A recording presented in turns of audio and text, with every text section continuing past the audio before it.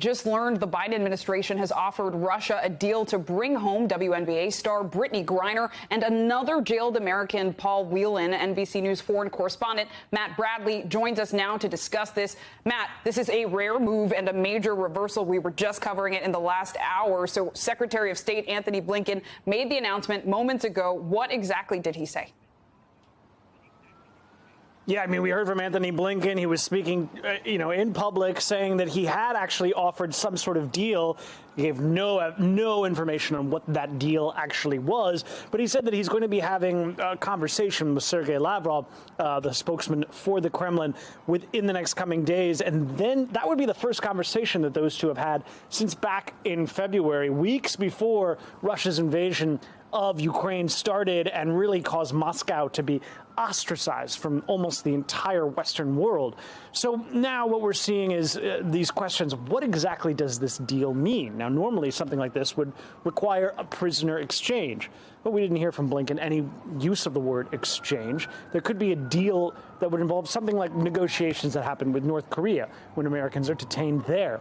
And that normally takes quite a long time. And since there aren't any North Korean prisoners in the U.S., it's kind of hard to offer some sort of major exchange. However, we do know from Russian sources, from Russia's state media, that the Russians are really interested in getting back a man named Viktor Bout. Now, this man is a notorious international arms dealer. Ever since the early 1990s, he has been dealing arms to some of the world's most bloody conflicts, and he is now serving a very long prison sentence in American penitentiaries. So he could be the one who would be exchanged. The issue is that Brittney Griner hasn't yet been convicted. It's hard to see her being the subject of an exchange until she's actually convicted in a Russian court. But Paul Whelan, who is also up for possibly being part of some sort of deal or some sort of exchange, he's been sentenced to 16 years in prison in what is widely considered to be a politically motivated case.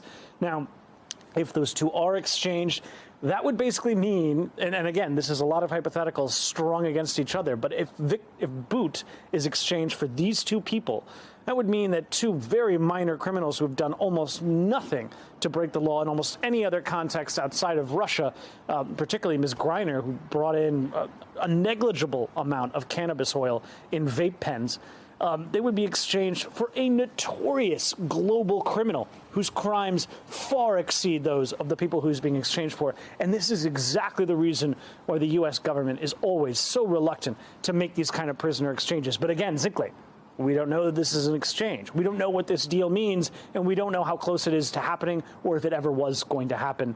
We just know that Anthony Blinken, the Secretary of State, had already pitched this to his Russian counterparts. That's right, Matt. It's just a proposal. I mean, this surprise announcement came just hours after Griner testified in her drug trial in Russia. What did we hear from her? Do you think that had to do with this proposal we're hearing now? Yeah, I doubt it, because it sounds as though this proposal was made weeks ago, possibly even before we saw Griner in court. But what Griner was saying today was essentially along the lines of what her defense had argued yesterday, which is that she's already pled guilty. She's already acknowledged that she did something wrong. She brought illegal cannabis oil vape pens into Russia, which is against the law in Russia, though not in Arizona, where Brittney Griner got a prescription from doctors allowing her to use cannabis oil.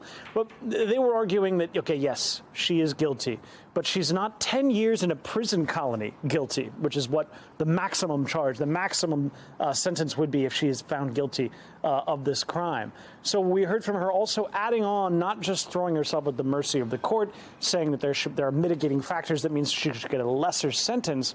We also heard from Griner today describing how she wasn't given essentially due process in the airport while she was being arrested. She wasn't given complete translations of what she heard in Russian. She was made to sign documents that were written entirely in the Russian language without adequate translation. And she wasn't given adequate access to her attorney, who wasn't able to see her until 2 days after she was detained, shortly before she appeared before the court for the first time. So really, Brittney Griner's testimony today is interesting. It's new.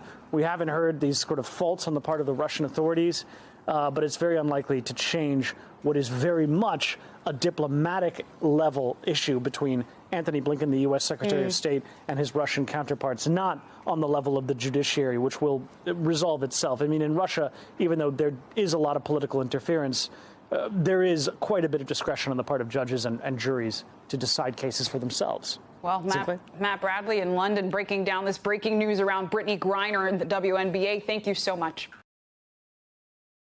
Thanks for watching our YouTube channel. Follow today's top stories and breaking news by downloading the NBC News app.